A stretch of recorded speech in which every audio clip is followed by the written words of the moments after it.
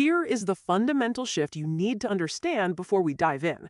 When estrogen levels drop during menopause, your cells become far less efficient at managing sugar. Your fat storage patterns literally change. So the fat that used to spread more evenly now parks itself specifically around your midsection. Your cortisol, which is your primary stress hormone, becomes amplified. Your sleep gets disrupted, your hunger hormones go haywire. Everything that used to work stops working. Not because you stopped trying, but because the underlying chemistry of your body changed entirely. So the 30-day plan I am about to walk you through is built on one core principle. We are not going to fight your hormones. We are going to learn how to speak their language. And we are going to do it in 4 distinct phases, 1 week at a time, each one stacking on top of the last until your body remembers what working properly actually feels like. Let's talk about week 1, day 1 to 7, and I am calling this phase the insulin reset.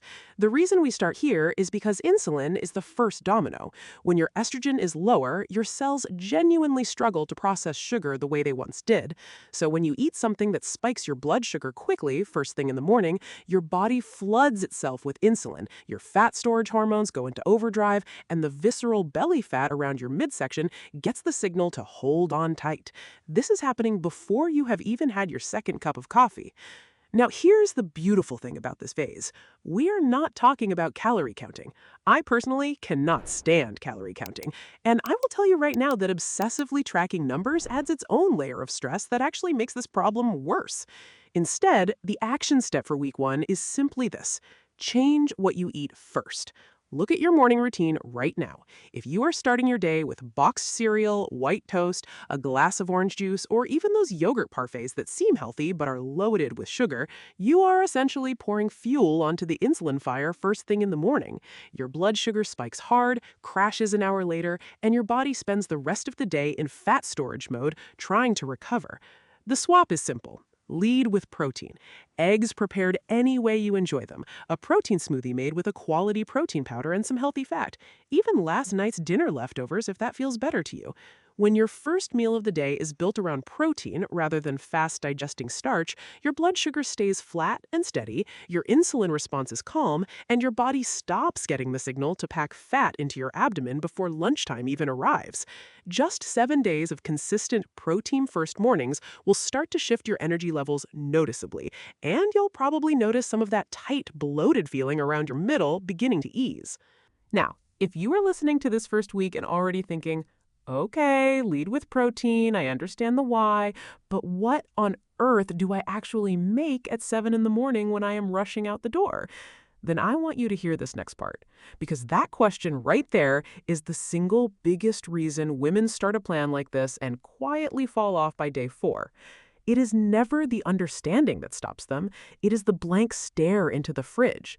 That is exactly why we created the Menopause Protein Bundle. It is everything this first week is asking you to do, already done for you. Protein-first breakfasts, you can make it about 10 minutes, including the kind of protein smoothie I just mentioned. Plus, lunches and dinners that keep your blood sugar flat and steady right through the day. And even desserts that handle a sugar craving without spiking the very insulin we are working to calm down. There is nothing to track and nothing to count, which, as you heard me say, I cannot stand either. You just open it, pick a recipe, and cook. So please check out the link in the description, because this could be the thing that makes the difference between another plan you start and abandon, and the first month your clothes actually start feeling looser, your energy comes back, and your body finally proves to you what it has been trying to all along, that it was never broken. It was just waiting for the right signals. Now we move into week 2. This phase is the one that might surprise you the most. I am calling it the cortisol drop. And here's what I need you to hear. If your workouts are leaving you wiped out, sore for days, and utterly depleted, they are not helping your belly fat. They are making it worse.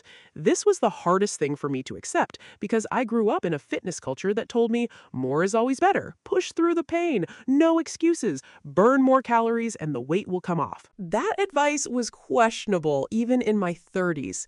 During menopause, it can actively work against you. Here's why.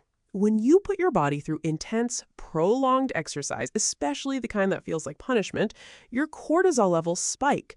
Cortisol in healthy doses is a normal part of your stress response system, but chronically elevated cortisol, particularly during a period when your estrogen is already lower and your hormonal system is already under strain, creates a very specific problem.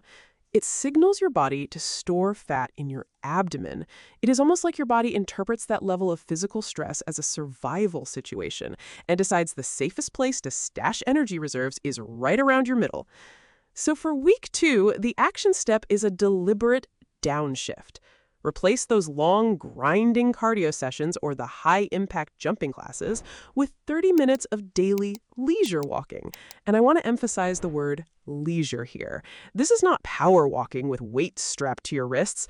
This is a genuine walk, a pace where you could hold a conversation, where you feel your nervous system actually decompressing.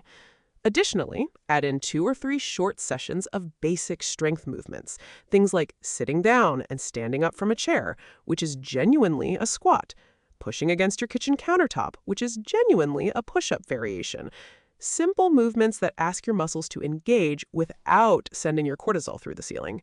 By the end of this week, something interesting happens. Your body stops feeling like it is under siege.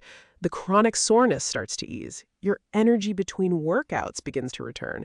And because your cortisol is dropping, your body starts to release some of that grip it has been holding on your abdominal fat.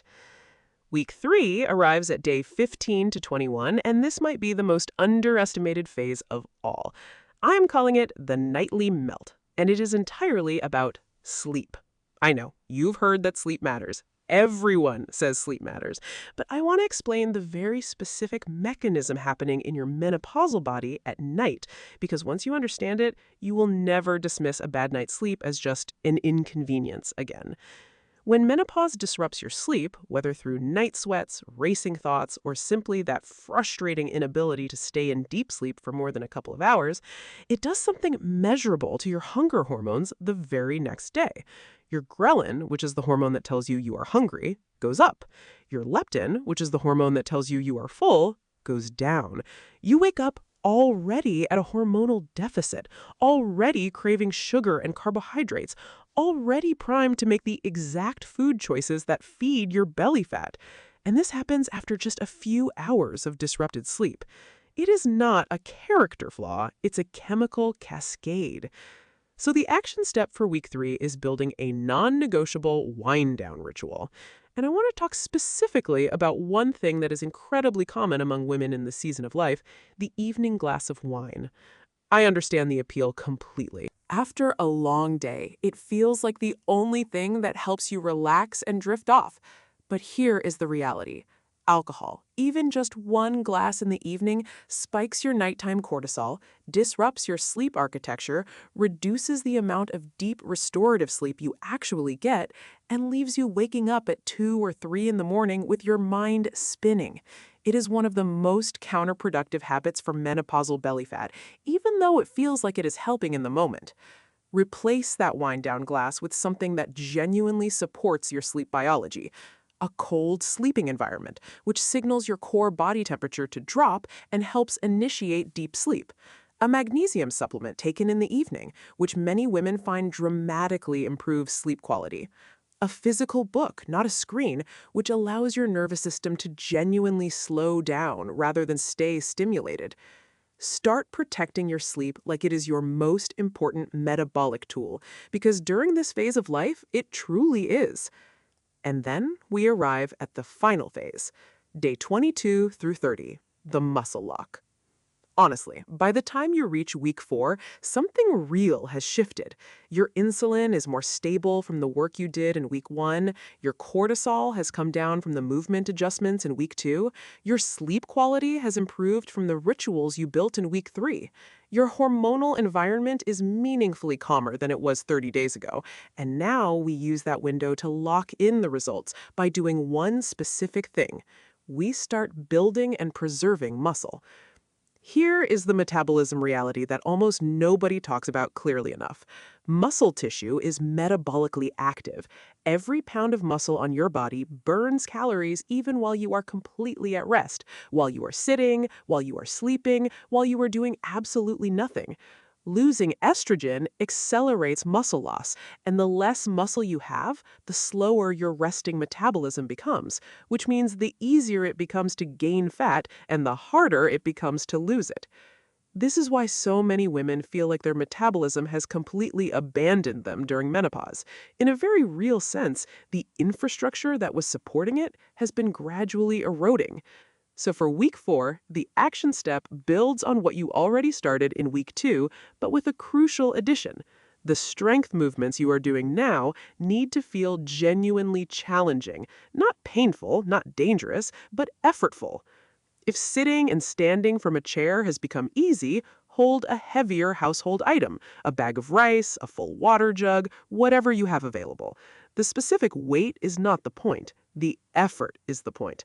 When your muscles have to work hard, your body receives a direct signal to preserve that muscle tissue and draw on your fat stores for fuel instead.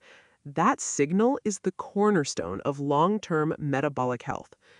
Every single one of these 4 phases is something you can start immediately.